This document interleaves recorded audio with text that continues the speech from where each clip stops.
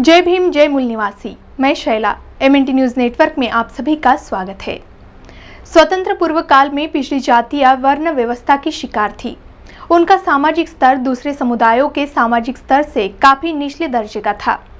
संविधान निर्माताओं ने संविधान निर्मित के वक्त इस बात पर गौर करते हुए सरकारी सेवाओं और संस्थानों में इस पिछड़े समुदाय को पर्याप्त प्रतिनिधित्व देने की वकालत की और इस समुदाय के सामाजिक और शैक्षणिक पिछड़ेपन को दूर करने के लिए अनुच्छेद 16 में प्रावधान किया है।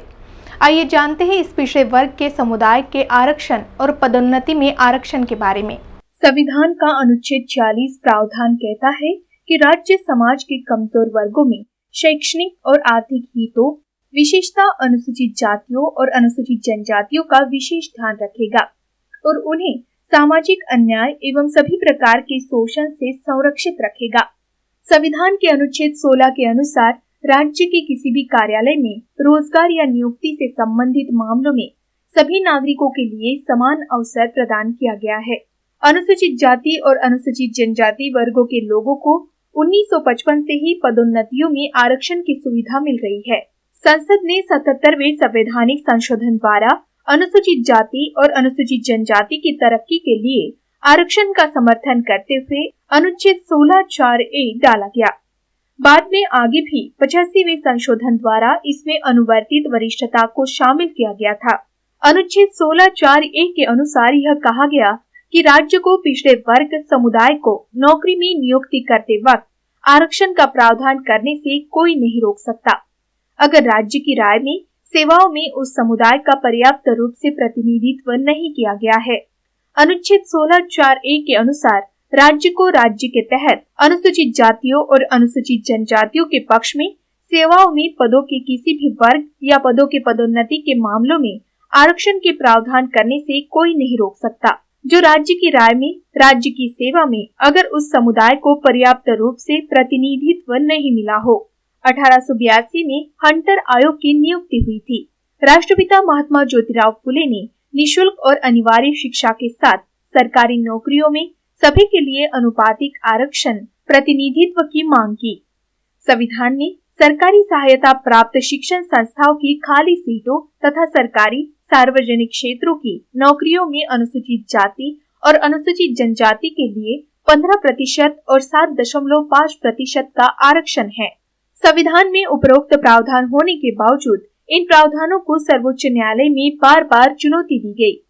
1993 में इंदिरा साहनी एवं अन्य बेनाम यूनियन ऑफ इंडिया केस के फैसले में कहा गया कि पदोन्नतियों में आरक्षण को लागू किया जा सकता है।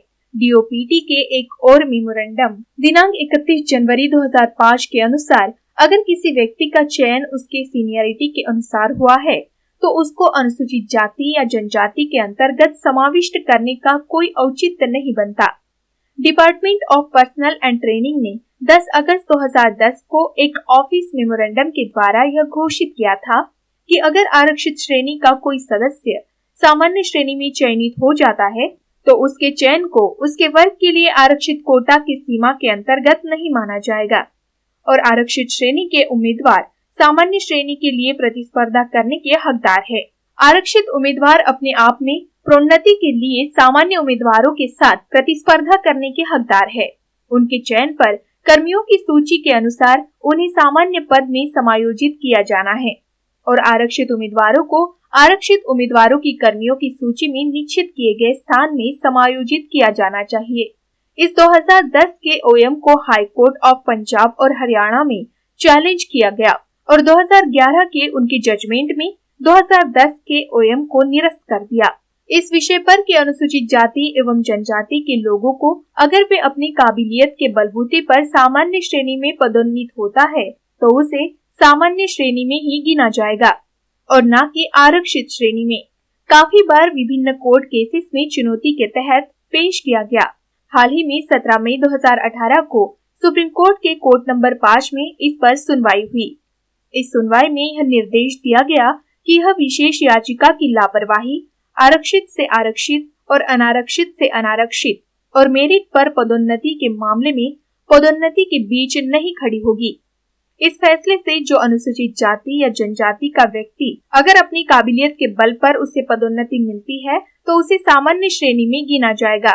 इस केस की अगुवाई सुप्रीम कोर्ट के वरिष्ठ वकील डॉक्टर के.एस. चौहान इन्होंने की।